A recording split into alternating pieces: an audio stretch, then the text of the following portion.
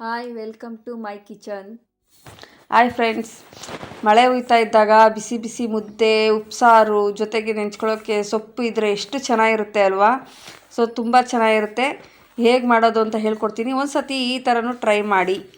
First ತೊಗರಿಬೇಳೆ ಹಾಕ್ಕೊಳ್ಳೋಣ, ಒಂದು ಕಪ್ಪಷ್ಟು ಕುಕ್ಕರ್ಗೆ. ಅದಕ್ಕೆ ಒಂದು 7-8 ಹಸಿಮೆಣ್ಸಿನ್ಕಾಯಿ ಹಾಕ್ಕೋತಾಯಿ. ನೀವು ಖಾರ ಜಾಸ್ತಿ ತಿನ್ನೋದಾದ್ರೆ ಇನ್ನೊಂಚೂರು ಹಾಕ್ಕೊಳ್ಳಿ.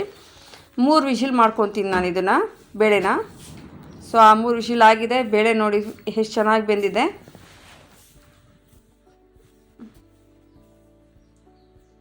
ಸೊ ಬೇಳೆ ಎಲ್ಲ ತುಂಬ ಚೆನ್ನಾಗಿ ಬಂದಿದೆ. ಇದನ್ನು ಸೋಸ್ಕೊಳ್ಳೋಣ. ಬೇಳೆ ನೀರು ಸಪ್ರೇಟಾಗಿ ಮಾಡ್ಕೊಳ್ಳೋಣ. ಸೊ ಈಸಿಯಾಗಿರುತ್ತೆ, ತುಂಬ ಟೇಸ್ಟಿಯಾಗಿರುತ್ತೆ. ಒಂದು ಸತಿ ಈ ಥರ ಟ್ರೈ ಮಾಡಿ.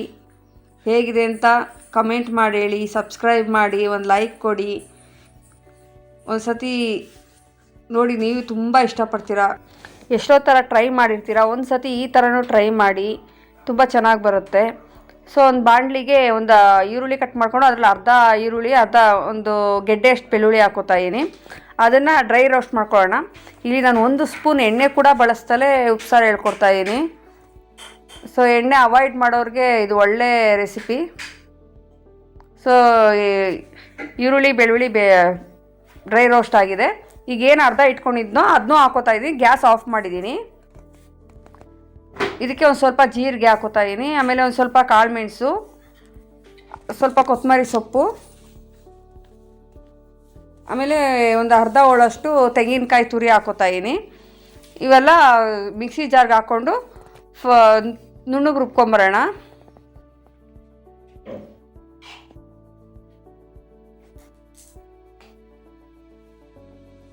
ಆಮೇಲೆ ಒಂದು ಕಡೆ ಈ ಸೊಪ್ಪನ್ನ ಬೇಯಕ್ಕೆ ಇಟ್ಕೊಂಡಿರಿ. ಸೊಪ್ಪು ಕೂಡ ಹಾಕ್ಕೊಂಡ್ರೆ ತುಂಬ ಟೇಸ್ಟ್ ಕೊಡುತ್ತೆ. ಒಂದಿಡಿ ಸೊಪ್ಪು ಹಾಕೋದ್ರಿಂದ ರುಬ್ಬೋದಕ್ಕೆ ತುಂಬ ಚೆನ್ನಾಗಿ ಕೊಡುತ್ತೆ. ಅಲ್ಲಿ ಬೇಯಕ್ಕೆ ಇಟ್ಕೊಳ್ಳಿ. ಸೊ ನುಣ್ಣಗೆ ರುಬ್ಬಿದ್ದೀನಿ.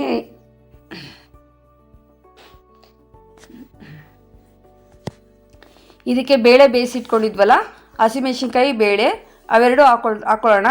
ಇಲ್ಲಿ ಹಸಿಮೆಣ್ಸಿನ್ಕಾಯಿ ಬದಲಾಗಿ ನೀವು ಒಣಮೆಣ್ಸಿನ್ಕಾಯಿ ಕೂಡ ಯೂಸ್ ಮಾಡ್ಬೋದು, ಗ್ಯಾಸ್ಟ್ರಿಕ್ ಪ್ರಾಬ್ಲಮ್ ಇರೋರು. ಬಟ್ ಹಸಿಮೆಣ್ಸಿನ್ಕಾಯಿ ಹಾಕೋದ್ರಿಂದ ತುಂಬ ರುಚಿ ಕೊಡುತ್ತೆ. ಒಂದು ಸ್ವಲ್ಪ ಬೇಳೆ ಉಳಿಸ್ಕೊಳ್ತಾ ಇದ್ದೀನಿ, ಸೊಪ್ಪು ಹಾಕ್ಕೊಂಡ್ರೆ ಚೆನ್ನಾಗಿರುತ್ತೆ ಅಂತ.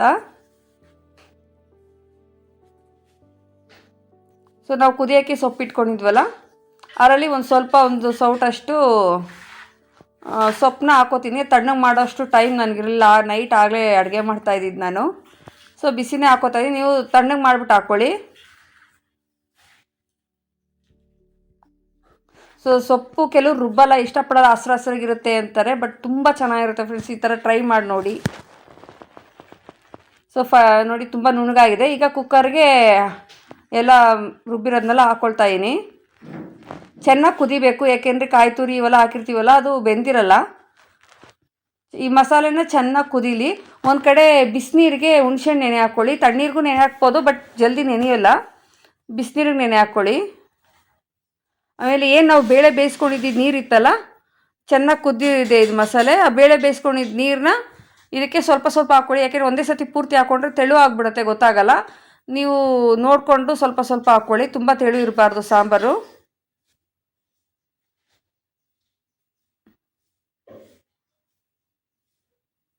ಒಂದು ರುಚಿಗೆ ತಕ್ಕಷ್ಟು ಉಪ್ಪು, ನಿಮಗೆ ಎಷ್ಟು ಬೇಕು ನೋಡಿ ಹಾಕ್ಕೊಳ್ಳಿ.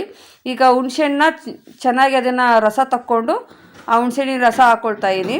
ನಾನು ಸ್ವಲ್ಪ ಹಳೆ ಹುಣ್ಸೆಹಣ್ಣು ಆಗಿರೋದ್ರಿಂದ ಕಪ್ಪಿದೆ ಫ್ರೆಂಡ್ಸ್. ನೀವು ಹೊಸ ಹುಣ್ಸೆಹಣ್ಣು ಯೂಸ್ ಮಾಡಿದರೆ ತುಂಬ ಚೆನ್ನಾಗಿ ಕಲರು ಬರುತ್ತೆ.